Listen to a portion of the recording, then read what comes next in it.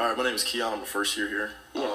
So lust is a very big thing on this campus, and I'm familiar with the word saying that we should flee from lust, and sometimes I don't know what that looks like, and I question how are you supposed to flee, because that temptation, the hold is It's a good strong, question. and I know how strong lust can get because you can't beat it. It's in the Bible. It says you cannot beat lust. You have to flee from it.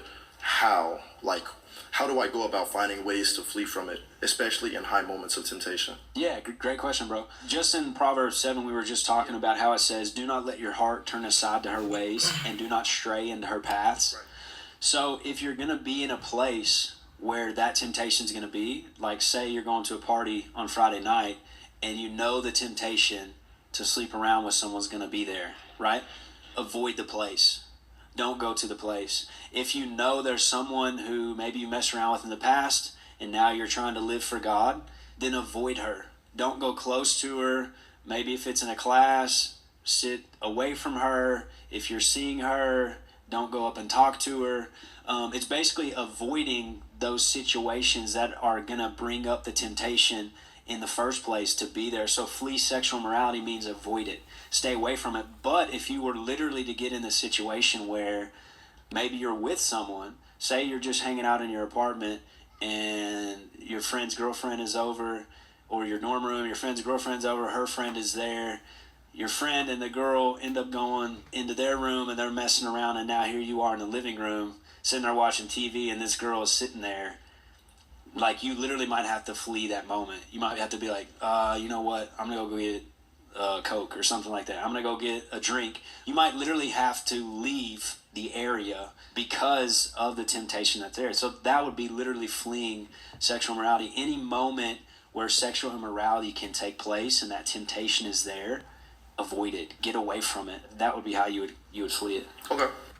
So my question to that is then, if you're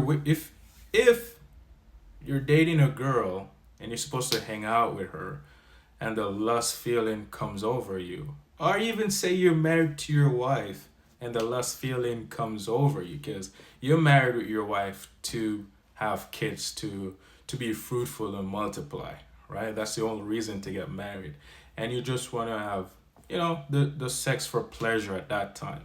Not saying you can have sex with your wife, but it should not be for pleasure and for lustful reasons. So you're telling me because I'm around my wife, I'm supposed to just flee from her? Why not? What? This is the term people would say then, control yourself. But how can you control yourself? You can't. And in this case, I think you should still go to the party because guess what? You're going to try not to go to the party, but you're going to end up going to a different party. Or you're going to end up finding another escape for that lustful feeling. It's either you're going to probably watch the videos, or you're going to go play video games, because now you're going to start judging yourself. And by judging yourself, you're going to get the feeling. And that feeling is going to go drive you to another alternative way to get that feeling out. I've noticed it with myself actually. But, and this is, I've noticed this, let's say for an example, you would judge yourself, and by judging yourself, you're playing God, which that's something you need to work in as well. But I've noticed that in the past, I used to do that. And by judging myself, you're still judging other people. And in that circumstances, right, you get a feeling, a bad feeling. You get depressed, or you get anxiety. You have fear. You're not where you want to be in life. And by you doing that, you get a feeling. And the feeling comes in anxiety, depression, fear. You're not where you want. You want what other people have. And by doing that, you find an scapegoat. So you may go play a video game, you may go see a girl, you may go party, you may watch the videos just to get that feeling out. But once you get that feeling out, you're right back where you began. But so you can't control it, you can't get rid of it, you can't run from it. All you need to do is sit in it, understand it's not you, but it's the spirit inside of you that have made a home inside of you. And you have identified with it for so long and you know no difference. But if you really want to get rid of it, is seek the kingdom of God which is inside of you. So he will shine a light on it when these thoughts comes from the devil, and you'll be able to sit there and understand it's not you, but it's the evil that is inside of you. And you can remember and quote the Bible as much as you want. It's still not going to help you, because it may help you in that time, but then when the other time come, you may fall, right? So the only thing that can get rid of it is God. And go to the party. You don't have to. This is the thing. When you overcome the world, you will see everything else happening. You can still go to the party and have no opinion on it. Because if you have an opinion on it, you're judging it. And then you start playing God. You are not God. And by doing that, the thoughts are going to come, which is from the devil himself. So go to the party. Have no opinion on it, right? If you're with a girl and the lustful feeling come over you, do nothing about it. Don't think about it. Just sit in it and see that it's not you. It's the spirit that is inside of you. And God will start revealing that from you. When God start revealing it to you, you will understand that it is not you. And that's the only way it can be taken away from you. Okay. How do you become more aware?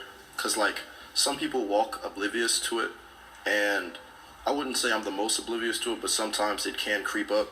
How do you become more aware of that? Because, like, I don't know. We are imperfect beings, so I would like to live accordingly. Yeah, for sure. So something Billy Graham did, he wouldn't be in the room with another woman alone. If it was him walking on the elevator and he comes to his floor, the door opens, and there's a girl sitting there in the elevator, he would wait. He'd say, I'll just catch the next one. And he would catch the next one so that he's never alone with a girl in a situation where maybe he would be tempted, but also where maybe a girl could have falsely accused him or something like that. So he's actually just avoiding any situation, no matter who it is, just ethically. I think it was King Solomon, someone in the Old Testament, they said, I've made an agreement with God that I'm not going to look at basically like young attractive women. So for him, the way that he was aware of it was, if there was a girl, there's probably girls all around here who might be walking in yoga pants. Maybe she's walking in a belly shirt. Maybe her cleavage is showing, right?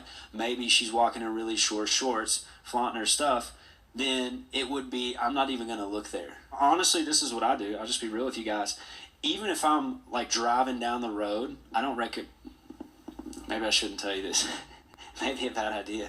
Even if I'm driving down the road, sometimes I live close to Western Kentucky University, so there's girls that will just go out and jog, right? And girls can jog in almost nothing, right? Well, say I'm like coming to a stoplight, turning this or that. If there's a girl and she's running on the sidewalk, sometimes what I'll do is I'll just block one eye, to where like I'll even block my sight or close one eye. Maybe like when she gets in like right here, then I can't see her anymore. I can still see the road. That's why I didn't say, maybe I shouldn't say this, because now you can be driving with one eye and maybe getting a wreck or something. So maybe don't take that advice, but it helps me. And honestly, sometimes if I see a girl, because some of us have like photographic memories, or even if you look at something, you could close your eyes and then you could, hey, I can describe the tree that I just looked at. Sometimes if I look and automatically I see that it's someone who is revealing stuff, I'll just literally close my eyes and look away and then open my eyes again. I'll just do it real quick. Most people probably don't know what I'm doing. If they do, if someone sees me do that, like, what'd that guy just do? Who cares? It was helpful to me. Because if I look and then I look away and I still get a good look, and then I can picture it in my mind what I just saw. So sometimes these are just little helpful things for me, where I kind of avoid things, or where I become aware of certain temptations. If I look and I see it, boom, I'm just going to close my eyes, look away, and then open my eyes again. If I'm still dealing with the temptation in that area, I'm just going to start quoting some of those scriptures that have to do with sexual morality, like we just talked about, and God will help you to overcome it. For sure. So it seems to me, this is not me judging him, but just from what he said, it seems like he himself is trying to control it. And with you trying to control it, you will never get. It will always be a part of you. So you're always going to struggle with the same thing, with the same old spirit that's going to, this is it. It's going to grow. You're gonna read the scripture, you're gonna block your eye, you're gonna do all of these things, then it's gonna cut. Then you go back outside to see another girl, it's gonna grow again. You have to read the scripture, you're gonna do it, cut, and then at some point you're gonna get so accustomed to let it keep growing and cut it. It's gonna be with you forever, right? I can still look at a girl and like, oh, she's beautiful. That's not lust. She's beautiful. You admire that. God makes beautiful people, right? Amazing. But when you look at her and you feel the sexual tension and the feelings and the thought comes to you, now you're able to see, oh, I already know who that is. That thought is not me. It's the spirit inside of me that I've made a home inside of me. God will shine a light on it because you're with God now. You're in the present. You're living in the present. You're not in the imagination of, oh, you imagine things about her and imagine what you and her could have or in the past, right? You're understanding it. And it comes with time. It can be taken away right away, but it's only when you work on yourself and you see it. But if you keep working on yourself, it will just be taken away like that from you, right? And you'll see the thoughts come and you'll be like, oh, I already know who that is. That's not, I already know that's the spirit, that's the devil. And you're going to sit there and be able to observe it. And by you observing it, that's God shining a light on it from the kingdom within you. And it's just going to be taken away from you, just like that. Bam. So that's my advice to you. You don't have to take it. You don't have to want it. But who wants it and hear the truth will understand it. And then they will be able to overcome lust. And when you overcome it that way, you'll be able to be around anyone, talk to anyone, go anywhere, and not indulge with everything that's happening around you, because now you're not a part of the world, but you have overcome the world.